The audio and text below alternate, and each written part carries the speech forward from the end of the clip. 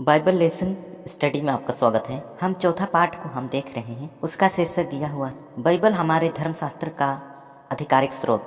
जिस तरीके से हम कल 5 अलग अलग प्रभावशाली स्रोतों के विषय में सीख रहे थे, उसमें से पहला है परंपरा, दूसरा है अनुभव, तीसरा है संस्कृति, चौथा है और पांचवा है बाइबल। उसमें से आज हम देखेंगे पहला नंबर का, उसका शीर्षक है परंपरा और यह रविवार खंड में दिया हुआ है। आइए हम देखेंगे बाइबल में परंपरा के विषय में क्या कहते हैं, परंपरा क्या होता है। आइए इसका इन प्रश्नों का उत्तर हम जाने। वैसे तो परंपरा दोनों बातों पर सहमत होती है, या परंपरा अच्छा भी है और या बुरा भी है। तो आइए हम लोग जो सीखेंगे, सबसे पहले इसका अच्छाई क्या है, उसके बाद हम सीखेंगे बुराई जो कि परंपरा के अंतर्गत कैसे आती है। परंपरा के बारे में क्या अच्छा है।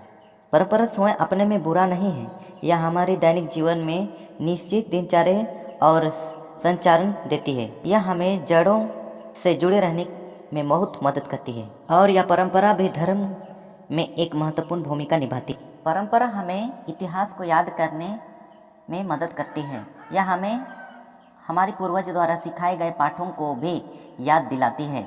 बाइबल में हमें परंपराएं हैं जो लोगों को अपने मुक्तिदाता परमेश्वर की याद दिलाती है, जैसे कि पुरीम।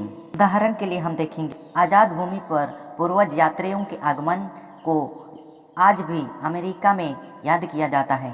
मार्कुस का 7 अध्याय उसका 1 से लेकर 13 तक अगर पढ़ेंगे तो यहाँ पर यीशु मसीह परंपरा के बारे में क्या प्रतिक्रिया व्यक्त करती है। तो आइए हम अगला देखें, परंपरा के बारे में क्या बुरा है। विश्वास में झूठे तत्वों और अंधविश्वासों को जोड़कर परंपराएं सच्चाई की जगह ले सकती है, जो कि मार्कुस 7 अध्याय 1 से लेकर के 13 तक में दिया हुआ है। क्या लिखा है, और मत्ती 15 अध्याय 1 से लेकर के 9 तक पढ़ेंगे, वहाँ पर भी परंपरा के विषय में यीशु मसीह क्या कहते हैं। यीशु मसीह क्या कहता है, हम 7 अध्याय का उसका 8वां वचन को हम पढ़ते हैं। क्योंकि तुम परमेश्वर की आज्ञा को टालकर मनुष्य की रीति को मानते हो, तुम अपनी परंपराओं को मानने के लिए परमेश्वर की आज्ञा कैसे अच्छी तरह टाल देते हो। क्योंकि मूसा ने जो कहा, अपनी माता और पिता का आदर करो, जो कोई पिता व माता को बुरा कहे वह अवश्य ही मार डाला जाए। तो हमने जान लिया है कि परंपरा हमारे जीवन में किस तरीके से काम करती है। हम परंपरा को हमने विस्तृत अध्ययन किया। अगर कुछ भी सवाल